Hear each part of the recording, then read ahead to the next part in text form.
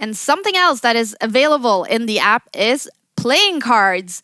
David Howell, together with Magnus Carlsen, has actually made a profile for Ding Liren, the chess player. Take a look. So, okay, we're going to start with the skill set here. How would you rate Ding in the opening? I would say 6.5 out of 10 is reasonable. I've always been very impressed by him in the middle game, or at least this is a few years back now, but how would you rate his middle game skills? At the moment, it's probably his worst part of the game, 4 or 5 out of 10, maybe 4.5.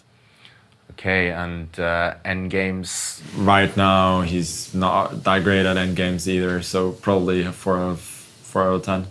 Okay, makes sense. And now it's more about playing styles. How would you rate Ding's tactics? At his best, very, very good. At his best, very good. At the moment, not very good. Most a 4 out of 10, maybe 3.5. Yeah, there have been some uncharacteristic one-move blunders, one-move mistakes, right, in his recent play. How about his strategy overall? Ding is still very good strategically. So he makes some decisions that are a little bit pessimistic, but he still builds up his positions in a really good way. So I would say probably 7.5 or 8 out of 10. Okay, let's give him the benefit of the doubt and say 8. Yeah. And okay, time management. And this is a tricky one, I guess, for players, especially if they're suffering with confidence issues. But it feels like Ding is often playing a bit too quickly. Doesn't want the tension. He doesn't want the tension, you know. So, but his overall time management is not great. So maybe a 5 out of 10. White pieces next. This is one where at least a few years ago I would have scored Ding very, very high. But what would you say about his strengths here with white?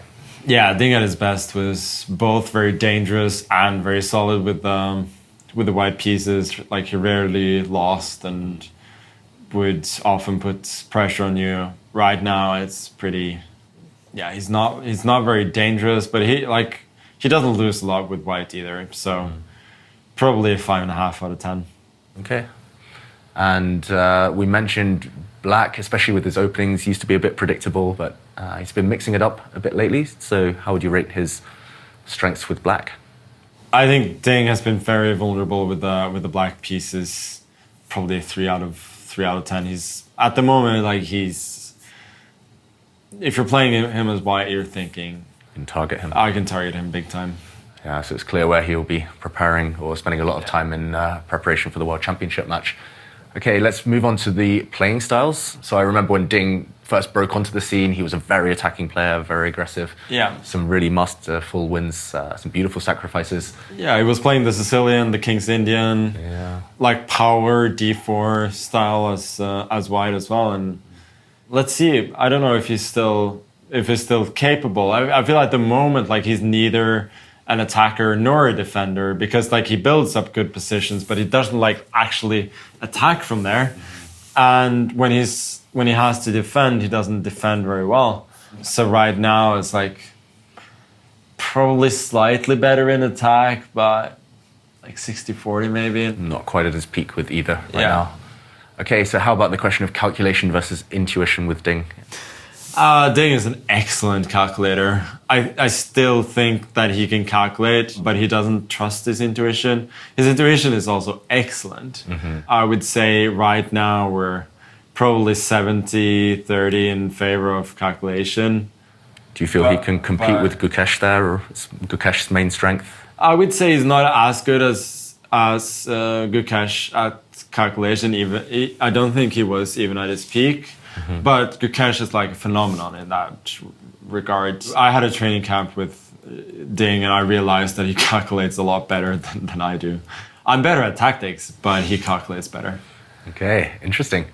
And okay, how about the question of tactical against positional? Ding is an excellent positional player. So I would say this is 8.5 to 1.5. Yeah. And okay, creative versus solid. Ding once had a 100-game unbeaten streak. Yeah.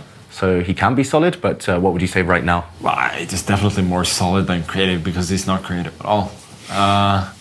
But nobody can be creative when they're not confident. True.